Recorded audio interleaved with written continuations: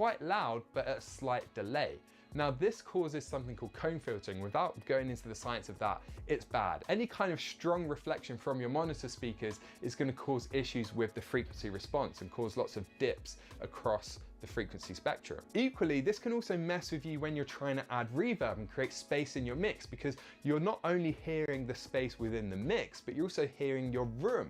So you might think, oh, that's enough reverb, but maybe you're just hearing the reverb of your room. So it starts to mess with that as well. So there are actually 4 reflection points.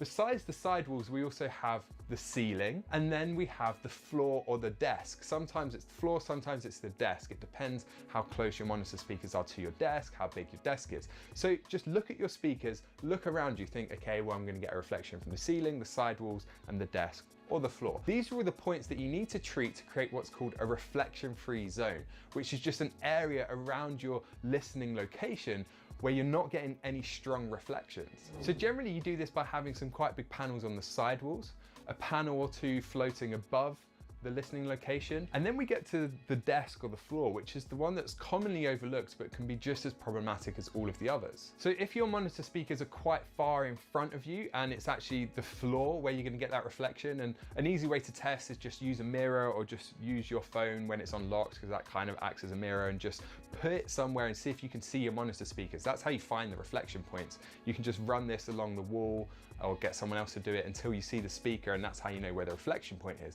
There is actually another way to do it with maths that I'm going to show you in a second, but just imagine if you had your phone or an imaginary mirror, where would you see the speakers on the floor if they're quite far ahead? And then the best thing you can do is just add treatment on the floor where that first reflection point is. And it might even be that you've just got a really narrow desk, so your monitors are that wide, your desk is that wide, so there's a little spot on the floor where you can actually see, oh, okay, there'll be a reflection coming from there. And just add maybe some small panels or however you want to do that. Now, more commonly, the problem is the desk itself, especially if you've got quite a large desk. So again, use that little trick of imaginary mirror or using your phone or a real mirror and figure out where that reflection would be. And if it is on the desk, you have a few options. You can either add treatment on the desk, tilt the desk to about 10 degrees, or add something on top of the desk that acts as a tilt. Now, the easiest way to picture what I mean by this is if you imagine an old school mixing desk, a big mixing desk, it will be at a slight slant, and you have the monitors behind the desk,